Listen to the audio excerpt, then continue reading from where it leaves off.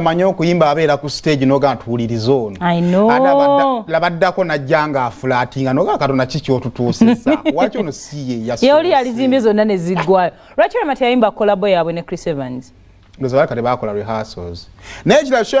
ya gundi eno baba kuba bapushinga nnyo yabulamu ekintu ekiri extra katuvudde ku byaki. Yabulamu ekintu okuleka bine byamawulire mukazaze ali bikoze bitya. Yabulamu ekintu ekyenjawulo. Amawulire gonna gali ku mukazi yakaaba tetulaba. Yabulamu ekintu ekyenjawulo bayimbinga mukola shows muino back ebintu ebyenjawulo betujja ntugamba nti Olimba Evans yalimba naye kino yakikola bwati. Yabulamu ekintu ekiri extra. Ninga abantu banyumira bakola kati kino kiddanyo kusaidia omuyimbi. Omuyimbi obanga olina concert kuba oyimbe ebbanga lyonna. Ne ku concert tusuubira nti oba otufumbiddeyo ekintu ekyenjawulo kye tusasulira live. So ndoza kyabulamu nekyo kijja nnyo ekisooka Shane bagipushingidde omwezi gumu. ekintu kino ekyokwesooka dde tulabanga ekyaki n'ekirungi essaawa zino spice nga najja mu January nga naye talina kyanjalo kyatuwadde ng'omaze emyezi 5 tugamba concert gwo oba n'obuki n'obuzibu ba Evans twava mu B2C Simon naffe tugenda kujja wano oba okitegeera so babadde n'omwezi gumu okwogera ku kyo n'ogitegeka so ndowooza nti okwewa obudde kirungi ku kyo kibayambako ate ne excuse ezo tuzikooya abantu mubawe kye badeservinga otherwise bajja tukangagamba kakati kiki ennyo anyway naye nga abakyala Evans bamwagala ate omuntu alina abakyala kizibu mujja mu industry eno kale nga tuvuddewo tugende wa Mayinja kale soko mpe Mayinja yasayiniza officially mu MK team MK tukibalenga nakyo political party kikyali kisinde balina kiba kibavuga naye ekyo nze sikiinaako obuzibu kyeninako obuzibu be bantu abasalawo yafunye nenkofira emutuuka era eringa akatamu nesi ye tamanyi kiriya ka natural alina phobia y'enkofira obutamunyumira natural ye buzibu bwe bayira benera neno tuyamunyumidde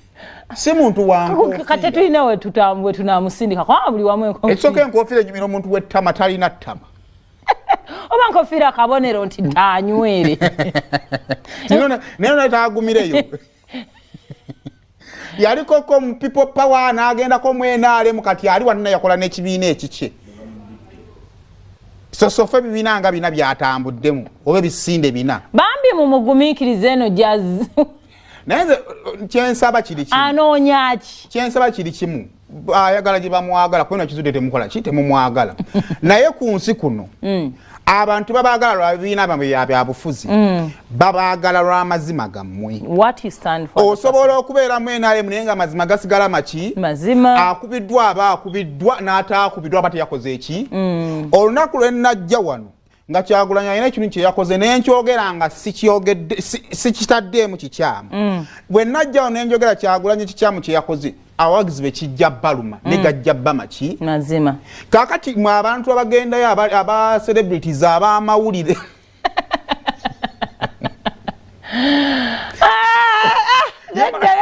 ye Mayinja enkofira tezimunyumira bunyumize tukikkiririza kati nanakola kikuba naye mu bibiina mulina okubeeramu olina obikkako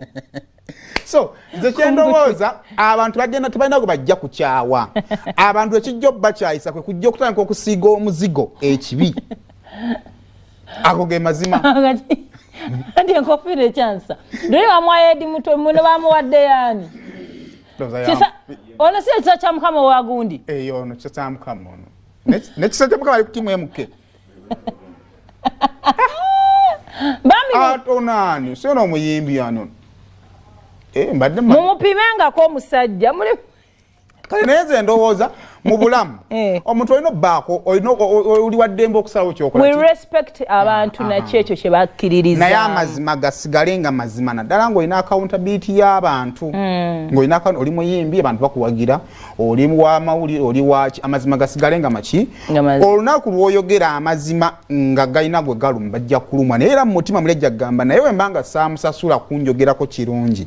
n'ekibi kankikole ki kankireke naye buli wotandika okweditinga mu mazima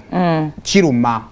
so nze kyekyo kyenjo bagamba kyokka naye Mayinja mumuleke agenda alye ku ssente kuba nina bati takyazirya takyayimba bivu kati mumwagala akole ki musajja wano akwasa n'ennaku tayimba bivu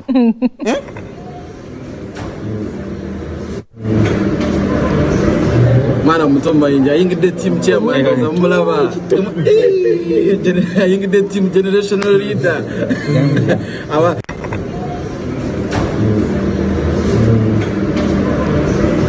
Mana muto Mayinja ayingidde team chairman zamulaba ono yamuyisa omwana tamanyi bulungi Luganda tamanyi muto kitege omwana omuto maybe mu kibiina kiyinza okuba yalowooza muto nti omukulu banga era Mayinja lyamaze mu industry sana pozinga ku bulungi si bibye omuyimbi wabba naye nga tusaba Mayinja mugere nga mu excusinga ku nsonga z'enkofiira ye tezimunyumira bunyumizi olutambula mu ba celebrity na comeback seeding